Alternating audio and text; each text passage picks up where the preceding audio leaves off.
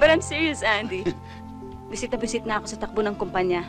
Puro shopping centers, palengke, simbahan. God, they're so unromantic, so unimaginative. Magastos ang imagination mo, ha? Of course. Yan ang masarap sa maraming pera. Pwede kang... Ka rin sa akin. At kaya mo pang bumawi, maski matalo.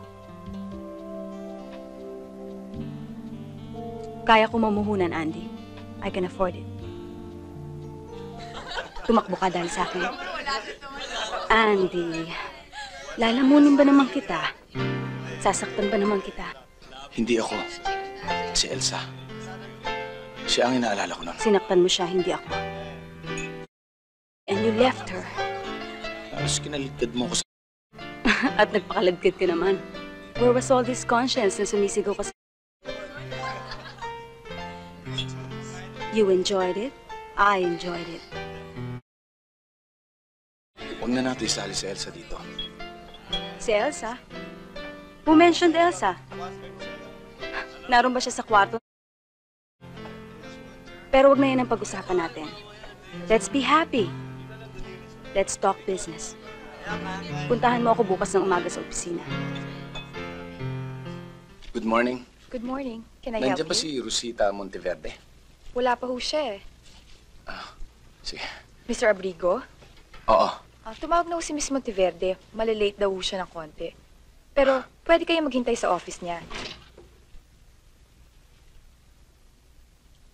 Can I help you? Itong office ni Rosita, di ba? May appointment ka ba sa kanya? She's expecting me. How's that? Kaibigan niya ako.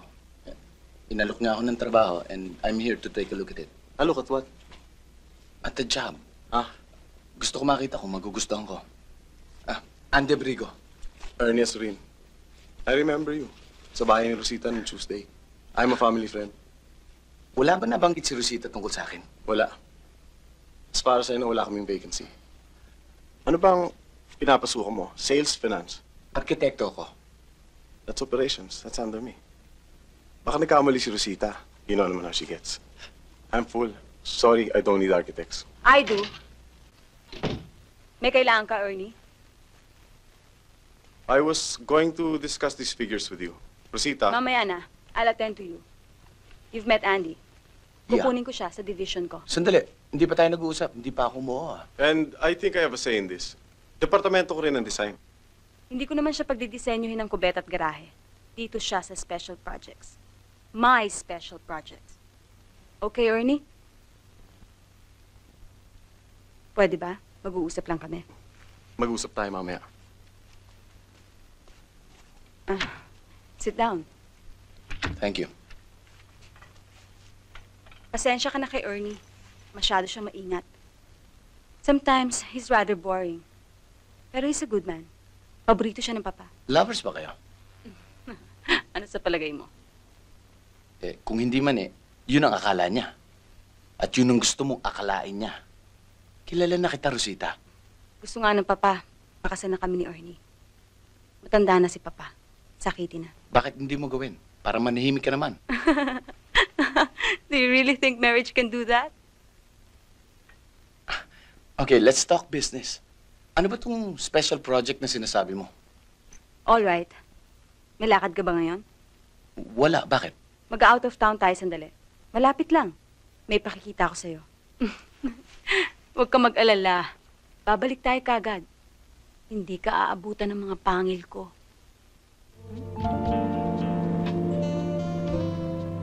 Amin ito. Lahat yan. Mula dun sa cove na yon hanggang doon.